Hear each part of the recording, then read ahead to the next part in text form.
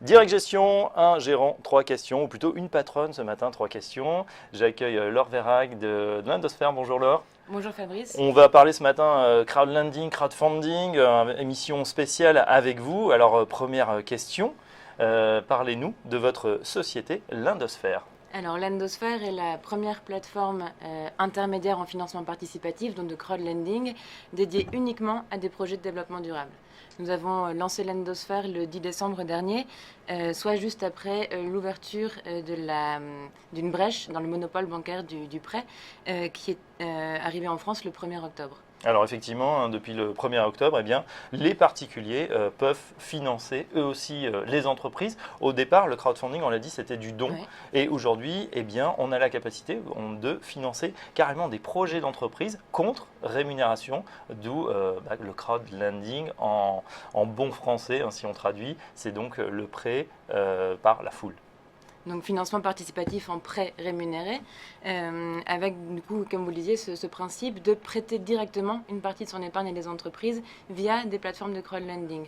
Sur l'Endosphère, à partir de 50 € et jusqu'à 1 000 € qui est le plafond fixé par décret. Donc en tant que particulier, quand on se rend sur ces plateformes dont l'Endosphère, on choisit, on peut regarder les projets qui sont présentés, choisir le projet auquel on souhaite prêter et prêter entre 50 et 1 000 € qui est le plafond fixé par décret. Alors il y a une particularité chez l'Endosphère, hein, cette nouvelle plateforme, toute jeune plateforme de crowdlending, vous intéressez uniquement à certains projets, des projets verts ou à vocation développement durable. Effectivement, en fait, bon, on est tous tout jeunes, hein, le marché, enfin le secteur est tout récent en France.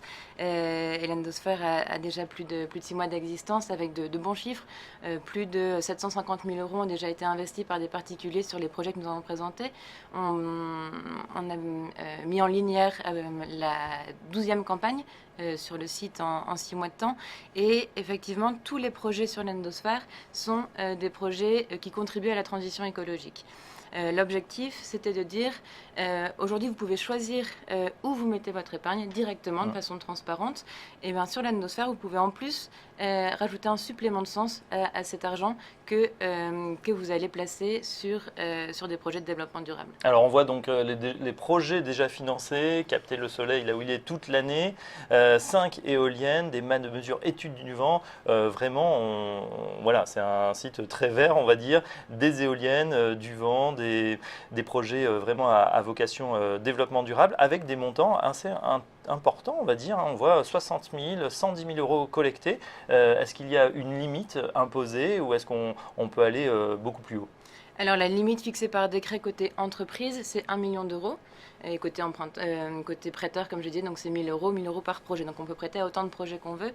Et effectivement, on est très content des résultats sur l'Endosphère. On a des objectifs qui ont tous été atteints aujourd'hui. Toutes les campagnes ont réussi. Et avec des objectifs compris entre 40 et 110 000 € qui ont donc tous été couronnés de succès. Et on sent qu'on répond à une vraie attente qui est de dire mon argent dans une banque, je ne sais pas à quoi il sert. Le grand public est de plus en plus sensibilisé à l'empreinte carbone de son épargne, et sur l'Endosphère, on sait que son épargne aura une empreinte carbone positive et contribuera à des projets de transition écologique. Voilà, donc avec l'Endosphère, on l'a compris, on réconcilie effectivement épargne et puis investissement vert, investissement durable. Ça donne du sens en tout cas à l'épargne avec un slogan sympa, projet qui roule amasse la foule. Par exemple. Restez avec nous, Laure Verhaeghe, dans un instant. Le débat, on va accueillir un autre acteur du crowdlending. A tout de suite, le débat.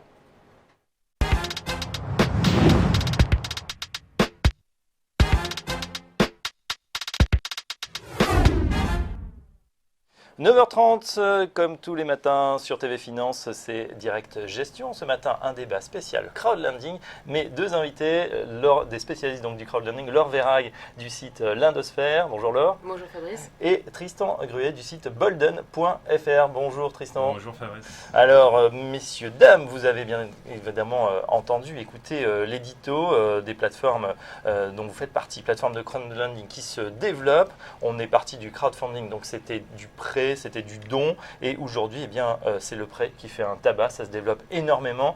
Dernière actu en date, eh bien, Prêt d'Union, un des pionniers, on va dire, de ce mouvement qui a fait une levée de fonds de plus de 30 millions d'euros. C'est vrai qu'on sent qu'il y a un bouillonnement. C'est extraordinairement porteur dans les pays anglo-saxons. On a cité les chiffres, ça se compte en milliards d'euros au Royaume-Uni et surtout, bien évidemment, aux États-Unis, en France, en Europe en particulier. Il y a eu vraiment un coup de boost avec cette nouvelle loi 1er octobre 2014. Effectivement, à partir du 1er octobre, les particuliers ont pu prêter directement aux entreprises, ce qui était donc cette première brèche dans le monopole bancaire du prêt, et ce qui a permis d'autoriser et d'encadrer l'activité d'intermédiaires en financement participatif, dont Bolden et Lendosfer sont agréés IFP, donc ce nouveau statut qui permet aux particuliers de prêter directement aux entreprises. Tristan ? Oui, donc il est Pour vrai Bolden. que l'engouement, on l'a vu dans les pays anglo-saxons, a été très fort depuis à peu près 10 ans. Ça a commencé avec Zopa en Angleterre, puis Funding Circle, par exemple, sur le prêt aux PME. Et on a vu qu'en France, finalement, les PME ou les entreprises ont en général un problème de financement et ont besoin donc de trouver des solutions alternatives. Et donc, il n'y a pas de raison qu'en France, on ne suive pas ce modèle qui finalement fonctionne très bien et attire aussi les investisseurs. Donc, comme vous le disiez, Fabrice, on voit des levées de fonds assez importantes et c'est que le début. Je pense que ça va continuer et c'est très bien pour le marché en général. Alors j'ai une question pour vous deux, c'est bien sûr le démarrage. Il y a eu cette loi, j'imagine que vous n'avez pas démarré le projet, voilà, c'est fait, le 1er octobre, je me lance, je suis un peu le mouvement. Comment s'est passée la genèse du projet pour vous, Laure, chez Lendosfer? Cette envie, on le redit, hein, de conjuguer en fait épargne et puis donner du sens à l'épargne via des financements, on va dire, dans l'économie, le développement durable. Effectivement, tout l'enjeu, c'était de réconcilier rentabilité et sens sur l'endosfer. Et en fait, une ordonnance au mois de mai dernier qui préparait un peu le terrain. Et j'étais journaliste pendant longtemps sur les enjeux de développement durable. Et je me suis dit que ce serait un outil extraordinaire pour créer une implication, une appropriation au grand public des enjeux de développement durable, parce qu'il y aurait un intérêt économique à le faire. Et donc, en allant sur l'endosfer, conjuguer vraiment rentabilité et sens pour son épargne. D'accord. Et vous, Tristan, il y avait aussi votre vie d'avant, c'était plutôt banquier d'affaires. Oui, donc moi j'ai passé 10 ans à Londres dans la City et je constatais depuis quelques années que voilà, il y avait un vrai engouement pour le crowdlending qui vraiment, à mon sens, sert le plus grand nombre, c'est-à-dire les PME, le tissu industriel finalement, le tissu vivant de aussi bien l'Angleterre que la France. Et ça m'a donné envie donc de lancer ce projet. Alors bien sûr, ça ne se monte pas en quelques semaines, ça demande beaucoup de préparation, des moyens. Il y a quand même tout un suivi des dossiers, donc il faut mettre en place vraiment des systèmes de notation, d'analyse importants. Et il y a toute la dimension opérationnelle, donc où il faut vraiment être quand même, choisir des prestataires et des partenaires de qualité pour les paiements et aussi des partenaires de notation. Parfois, par exemple, Bolden, on travaille avec Altares, qui est un institut de notation crédit et qui permet de sélectionner les dossiers. Alors justement, c'est une des questions, on en a parlé dans l'édito, m'a dit en préparant l'émission, 20% des entreprises sont peu financées ou pas du tout financées. Du coup, elles ont tout intérêt à s'adresser à des nouveaux acteurs comme vous, pour des montants qui ne sont pas faramineux, on va dire. Hein. C'est des fois quelques dizaines de milliers d'euros pour ces TPE, PME. C'est votre cible aujourd'hui chez Bolden? Oui, tout à fait. Aujourd'hui, la cible, c'est vraiment... la TPE, la PME et parfois l'ETI, donc l'entreprise un petit peu plus grande. On a vu tous les cas de figure sur Bolden. Aujourd'hui, sur les 5 projets proposés, on a une PME, une TPE, une ETI. C'est souvent des montants compris entre 10 000 et 50 000 euros. Et comme vous le disiez, finalement, on estime à peu près à 20% donc, les entreprises qui sont soit pas du tout financées, soit mal financées, ou alors qui n'osent même pas demander un financement à leur banque. Et aujourd'hui, c'est ce qu'on constate. En fait, on a vraiment ces 3 cas de figure. On a soit du complément au prêt bancaire, donc des entreprises qui vont bien, qui ont juste besoin, par exemple, d'emprunter 20 000 euros en plus des 50 000 euros qui sont déjà avec leur banque. Ou alors, on a de l'investissement immatériel. Donc, par exemple, une embauche, créer un nouveau poste. Alors, c'était le cas pour une des sociétés qui a réussi à se financer. Edelis, une épicerie fine. On va donner à tout le monde dès ce matin. Voilà, donc levée réussie, premier prêt octroyé, 50 000 euros. Et quand on regarde, avec un taux de 7,24%, on va y revenir. Et quand on regarde, effectivement, c'était pour embaucher, déménager, bref, assurer la vie de l'entreprise. Oui, tout à fait. Alors, cette entreprise a été fondée par de jeunes personnes, deux associés qui ont une croissance assez puissante, enfin importante de 170% par an de chiffre d'affaires. Ils ont embauché des gens et aujourd'hui leurs locaux sont trop petits. Donc ils sont venus vers nous, la banque ne pouvait pas réagir assez rapidement, donc il y avait vraiment une dynamique de manque de temps et on a su répondre rapidement à leurs besoins pour un montant pas très élevé finalement, 50 000 euros, mais qui leur a permis de déménager, d'embaucher une personne, de mettre en place des rayons pour mettre leurs produits. Et c'est ça vraiment qui nous intéresse aujourd'hui, c'est de pouvoir faire avancer les gens rapidement. On a l'impression justement que le temps, par rapport au temps du crédit bancaire, ça se passe beaucoup plus vite justement sur une plateforme de crowdfunding, c'est vrai? Effectivement, le temps est c'est très rapide. C'est tout l'avantage et tout l'enjeu du numérique aujourd'hui dans la finance. Sur l'Endosphère, par exemple, on compte entre 3 et 5 jours pour l'analyse des dossiers. Après, on accompagne le porteur de projet dans la présentation de son projet sur le site et les durées de campagne sont d'1 mois.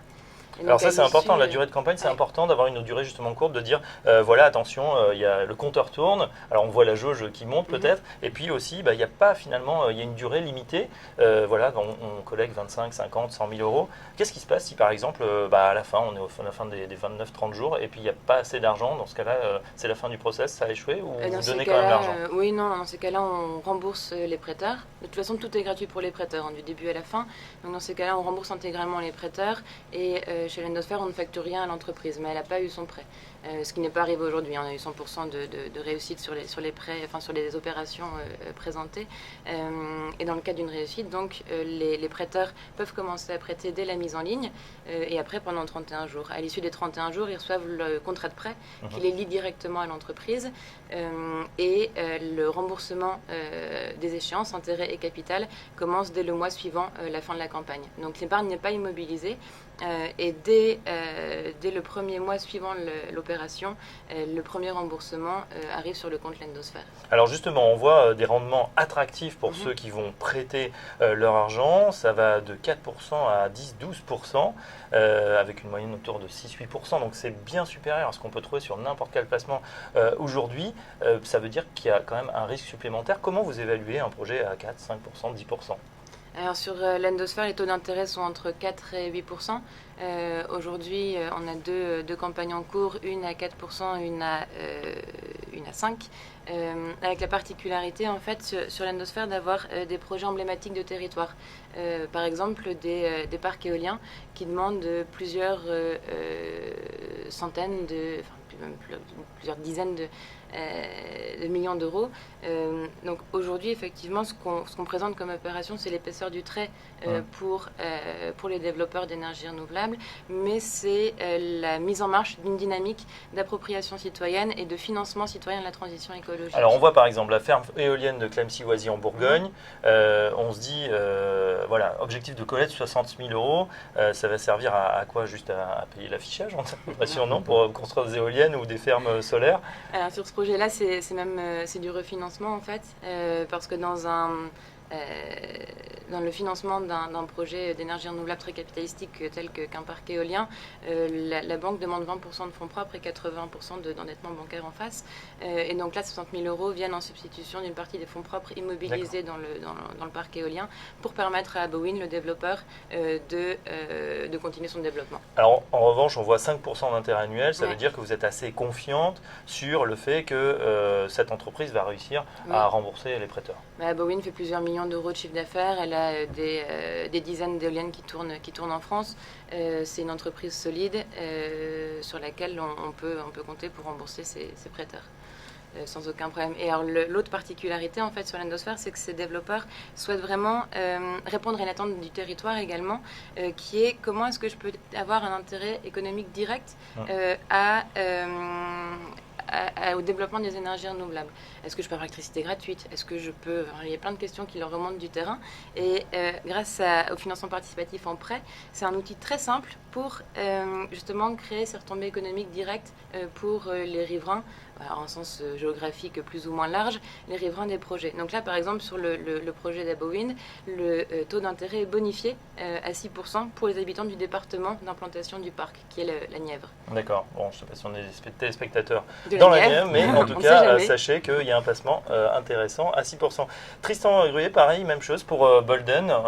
Donc, il y a, je disais dans l'édito, un travail de scoring, en fait, vous faites un travail de banquier, parce qu'évidemment, c'est pas parce que la banque refuse que vous allez dire, ok, super, nous on prend, parce qu'on est sympa, vous n'êtes pas philanthrope. Vous regardez aussi si il n'y aura pas de casse, évidemment, sur le dossier, si l'emprunteur va pouvoir faire face à ces échéances, déjà pour tous ceux qui mettent de l'argent sur la société.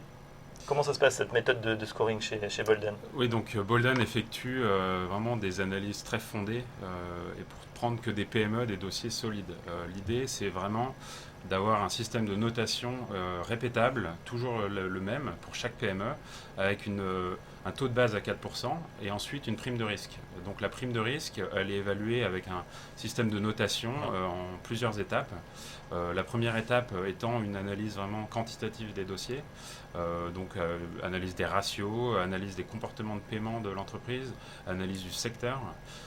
Et dans un deuxième temps, là on a une analyse vraiment plus humaine, qualitative, qui permet soit par un rendez-vous en face à face, soit par téléphone, de poser les questions à l'humain. Donc vous rencontrez le patron et là vous dites voilà quel projet vous estimez aussi, sa capacité à faire face, peut-être sa situation antérieure, est-ce que c'est bien passé dans les sociétés où il est passé avant, etc. C'est ça, donc tout l'aspect vraiment plutôt subjectif.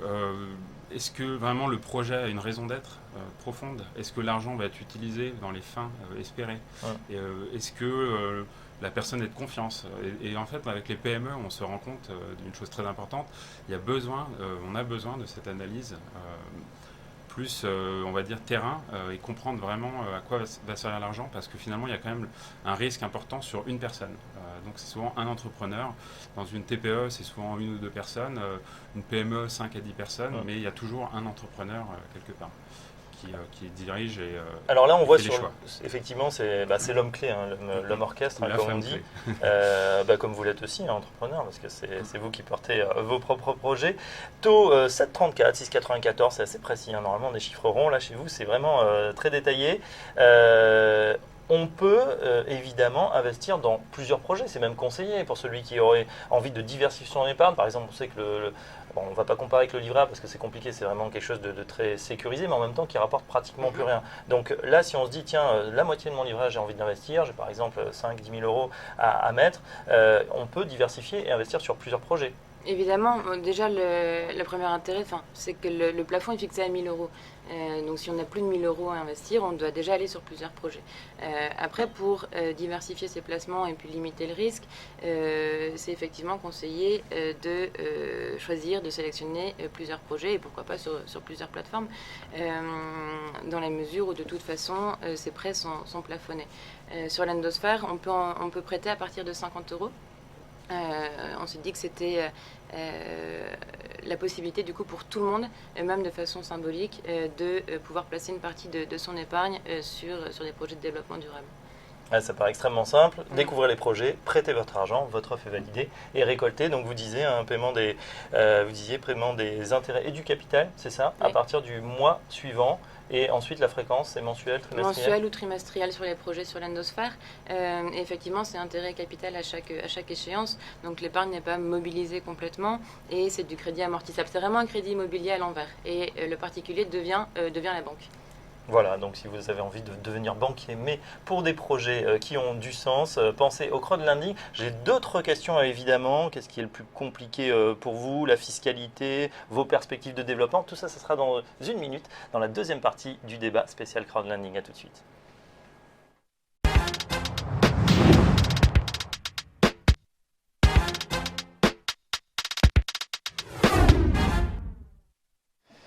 Direct Gestion, le débat spécial crowdfunding ce matin avec mes invités Laure Vérac de l'Indosphère, Tristan Gruet de Bolden. On va tout de suite intéresser, messieurs, dames, au contenu maintenant, à concrètement ce qu'on peut faire puisque ces plateformes sont déjà ouvertes. Il y a déjà des beaux succès, en tout cas des levées qui ont été faites sur vos plateformes de crowdfunding.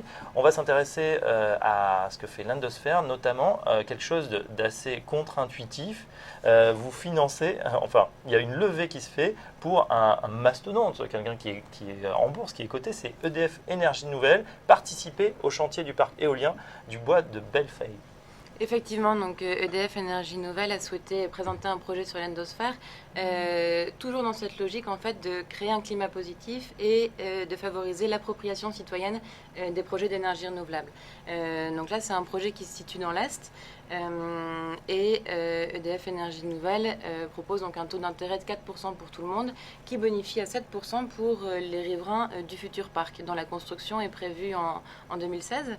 Et en fait, toute cette tendance des développeurs à proposer du financement participatif, c'est une tendance qui est déjà très lourde et qui existe depuis longtemps en Allemagne, au Danemark, où le développement des énergies renouvelables se fait de façon beaucoup plus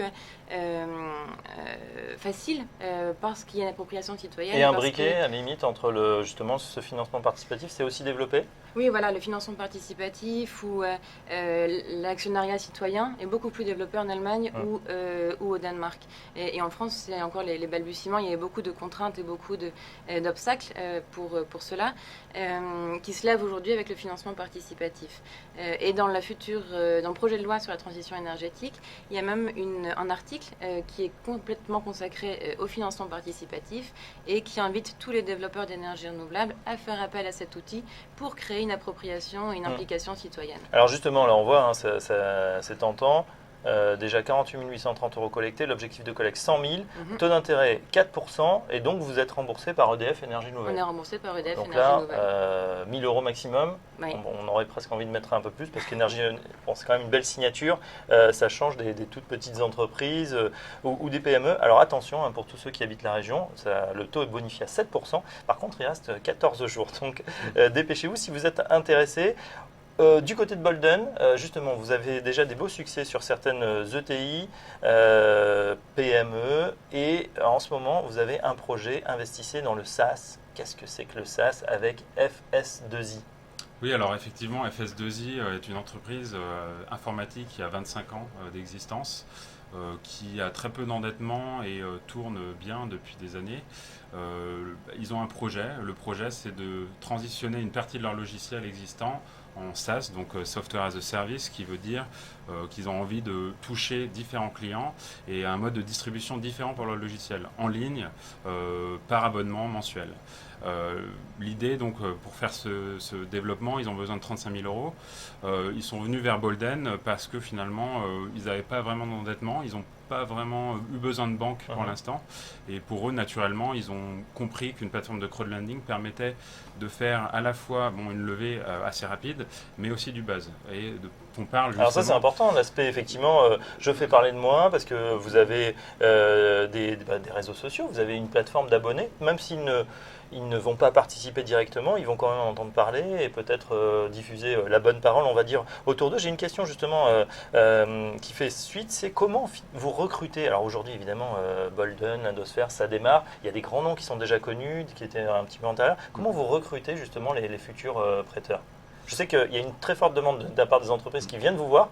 Vous l'avez constaté par exemple sur les salons. Mais comment vous attirez en fait les gens qui vont prêter ? Alors, attirer les prêteurs, il y a deux grandes méthodes, si vous voulez. Il y a le bas, c'est-à-dire les projets attirent des gens, des prêteurs, de familles, amis, etc. Donc le premier cercle, le deuxième cercle. Ce qu'on appelle la love money. Alors oui, love money, sauf que love money, souvent on parle d'investissement. Là, nous, c'est du prêt, donc c'est plutôt, on va dire, des prêts friends and family, famille, amis.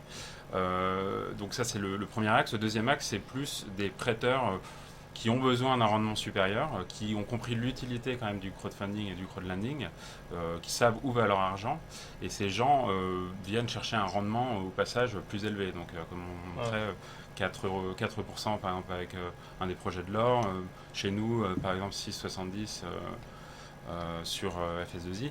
L'idée étant que ces gens donc, viennent, on les recrute par différents moyens, par des techniques de web marketing, par des techniques de prospection parfois, rencontres sur les salons, et aussi par les RP, donc Relations relations presse, journaux, etc., médias, radio. Même chose pour vous, Laure, ancienne journaliste, vous cherchez dans votre carnet d'adresse, vous envoyez des campagnes email pour dire voilà tel ou tel projet. C'est plus facile quand on fait justement du développement durable. On évite d'envoyer des mailings à tort et à travers.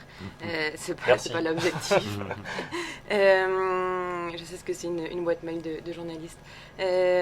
Effectivement, en fait, ça se passe comment nous, on a la chance d'avoir des projets de territoire que les gens connaissent, des projets sur des développements longs. Et donc, on accompagne les porteurs de projets dans leur communication pendant tout le temps de la campagne. Et donc avec des retombées médiatiques locales, régionales et ou thématiques sur les enjeux de développement durable. Et ça nous permet de toucher du coup des personnes qui sont, alors pas forcément des militantes, mais qui ont envie de donner un peu de sens et de façon simple et directe. Et on constate un vrai engouement. On a plus de 1500 personnes inscrites sur le site en 6 mois de temps. Et donc, par le biais de ces projets emblématiques, par le biais des retombées presse, et puis on a la chance de bénéficier d'une bonne visibilité, effectivement, et d'un intérêt des médias sur le crowdfunding en général. C'est vrai qu'en ce moment, ça fait le buzz, hein, comme on disait dans l'édito. Qu'en ce qui concerne justement votre mode de rémunération, comment ça se passe? Est-ce que, j'imagine, vous prenez quand même un petit code part au passage? C'est une fois que le projet est financé, donc une fois que c'est complètement financé, vous marchez un petit peu au success fee, comment ça se passe? C'est ça, c'est une success fee en fait de 4% du montant collecté. Donc si on n'atteint pas l'objectif, on rembourse les prêteurs, on ne facture rien à l'entreprise. Si on atteint l'objectif, on facture 4% en une fois. Il n'y a pas de frais avant ni Donc après. vous n'êtes pas payé si la levée ne se fait pas, Voilà. si le projet n'aboutit pas. Donc vous avez tout intérêt effectivement à ce que ça fonctionne, d'où la sélection. Même chose, quels sont le business plan finalement chez Bolden? Oui, donc pour Bolden, pareil, c'est au succès. Donc on a des frais de 3 à 5% prélevés sur le montant prêté à l'emprunteur. 3 à 5% en fonction de la durée du prêt. Bon, après, à 1 an, c'est 3%. 2 ans, 4%, et au-dessus de 2 ans, 5%. Et du côté prêteur, on a aussi des frais donc qui vont de 0 à 1% en fonction du montant prêté total sur la plateforme. On va parler d'un sujet évidemment qui fâche, c'est une fois que ça s'est bien passé, la levée a été faite, je reperçois les intérêts, donc je gagne de l'argent, 4, 5%, 6%, 8%, tout va bien, mais le percepteur veille. Les impôts, comment ça se passe? À qui je m'adresse? Alors la fiscalité, La fiscalité. Celle de tous les obligations, des intérêts. Donc c'est 15,5 au titre des prélèvements sociaux et 24% de prélèvements libératoires au titre de l'impôt sur le revenu. On effectue du coup ce prélèvement à la source directement au moment des remboursements. Donc ce que touche le prêteur, c'est les intérêts nets. C'est du net. C'est du net. D'accord. Et vous êtes collecteur d'impôts donc pour l'État. Oui, tout à fait. D'accord, très bien, donc c'est dit, donc c'est à retrancher, mais de toute façon c'est pas quelque chose qu'on peut éviter sur n'importe quel placement.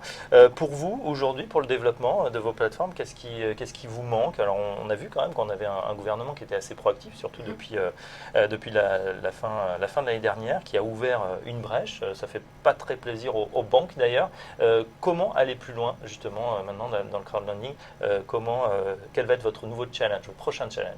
Il y aurait des façons d'aller plus loin et plus vite, c'est de déplafonner déjà les 1000 euros. On sait qu'il y a des discussions en cours, on ne sait pas encore si ce sera déplafonné, si ce sera plafonné plus haut, si ce sera complètement déplafonné, donc on verra.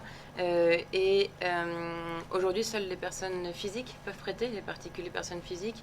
Demain, peut-être les personnes morales, ça pourrait être effectivement un on pourra développement avoir du prêt intéressant. entre entreprises, une entreprise qui a du cash, qui se dit moi j'aide peut-être quelqu'un que je connais d'ailleurs, un autre entrepreneur qui a besoin pour sa trésorerie. C'est la même question, Tristan Gruet chez Bolden. Donc déplafonner ce palier des 1000 euros, 2 prêt entre entreprises. Prêt entre entreprises et pourquoi pas prêt depuis par exemple des family office, des institutionnels. permettre aussi parfois à des holdings de pouvoir prêter finalement à d'autres entreprises. Ça, c'est le premier sujet. Le deuxième sujet, c'est, comme vous le disiez auparavant, la fiscalité. Peut-être s'inspirer du modèle anglo-saxon. Je sais qu'en ce moment, en Angleterre, il y a des discussions pour pouvoir défiscaliser une partie des intérêts sur les prêts, notamment aux PME ou aux projets innovants. L'idée est simple, c'est que finalement, il y a quand même une prise de risque. Le risque zéro n'existe pas. Et c'est un risque qui sert l'économie réelle. Donc finalement, pourquoi ne pas inciter les gens à mettre une plus grande partie de leur épargne dans ces modèles on le voit par exemple avec les prises de participation en France, on peut les mettre au PEA-PME par exemple. Pourquoi ne pas imaginer un mécanisme similaire pour les intérêts de prêt? Oui, c'est vrai que là, du coup, on prend tout à fait en main son économie et ça sert, c'est vrai, l'économie réelle, voire même à vocation développement durable. Oui, dans le cadre de la transition écologique, on parle tout le temps de fiscalité verte. Mais pour une fois, elle pourrait ne pas être punitive, mais être incitative.